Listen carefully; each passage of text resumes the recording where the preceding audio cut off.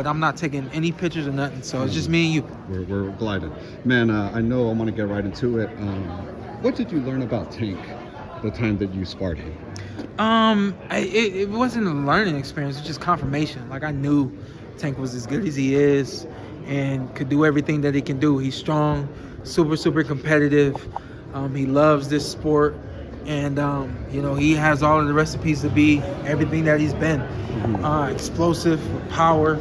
It just goes on and on and on. I saw all that right live in action with him. And the funny thing was, because of our size differential and because I was at the end of my camp, to me it was just, let me get in here and get these rounds in. But along the way, my heart was smiling. I'm like, yep, he's everything I thought he was. Yep. Talk about the intellect, right? The smarts that he had in the ring. And let's be honest, no, he's not the greatest speaker.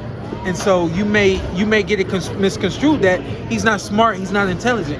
But when it comes to this boxing thing, he knows what he's looking at, he knows what he's doing. And we've seen him outthink fighters. We've seen him break fighters down. We've seen him do everything you can do in the boxing ring. So, knowing that on Ryan's side, right?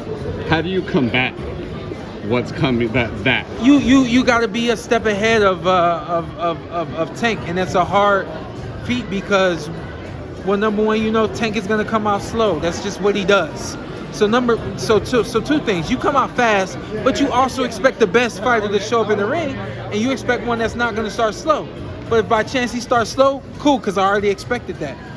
But you start fast and you just keep it going. You keep it going from there. Both of these guys have to build. The building process for Tank is going to be thinking, assessing what's the right move, finding it, and then starting to capitalize.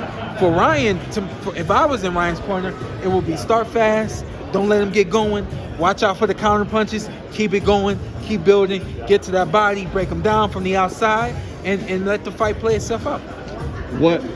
What does Ryan do, like, in the 6th, 7th round? Is that when you kind of, because it's hard to kind of keep your foot on the gas the whole time, right? Yeah. You have to, knowing that Tank starts kind of downloads the information and then starts pressing on the gas himself. Yeah, what is the game plan in the latter half of the fight? The other side of that too is you do things to Tank that, number one, he's never had done to him, and then also things he doesn't expect.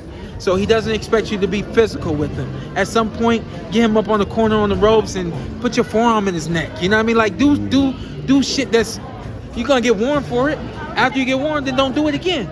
But guess what? I got your attention, Tank. I got you thinking, Tank.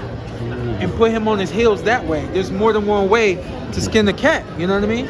And then the other thing that I would do if I was Ryan, once you get to that middle part where you cut through here. Yep. Yeah. Once you get to that middle part where you expect him to start turning it on, you become the counter puncher, and you start waiting on him to turn it on. And once he turns it on, you stop that shit with the jab, or you stop that stuff with some combinations, or you stop that with some movement. Ryan has to start fast, and then he's got to get to a point where he just starts to mix it up and do a lot of different things to make himself so that he doesn't become predictable. That's where Tank has been able to get his guys. He starts to find their rhythm, their timing, and then they start to put it together. What do you think about Oscar's comments saying that the rehydration clause, the weight, all that stuff is a lack of confidence on Team Tank? It's talk, It's if anything, you hope that you touch a blood vessel, you know what I mean, in the heart. But for the most part, it's just talk. And I don't think Tank and his team, they don't give a damn about none of that, man. Again, you got to play to the crowd, and the crowd being Tank and Coach Cal, not anyone else. And what I mean by play to the crowd is you got to say some things that's going to touch them. They don't care about no rehydration clause. They don't care about you making it sound like they don't believe in their fighter. That's nothing that they care about, You tell them that you talk about, bring up that stuff, you know what I mean? That's going to touch their heart and make them feel like shit, That's what you want to do to a fighter before the fight. Make that fighter feel like shit, Do you think it accomplished maybe what Oscar wanted to accomplish? Because they got the payback. Man, listen, they got Leonard out his seat and on another level that I don't think I've ever seen Leonard on.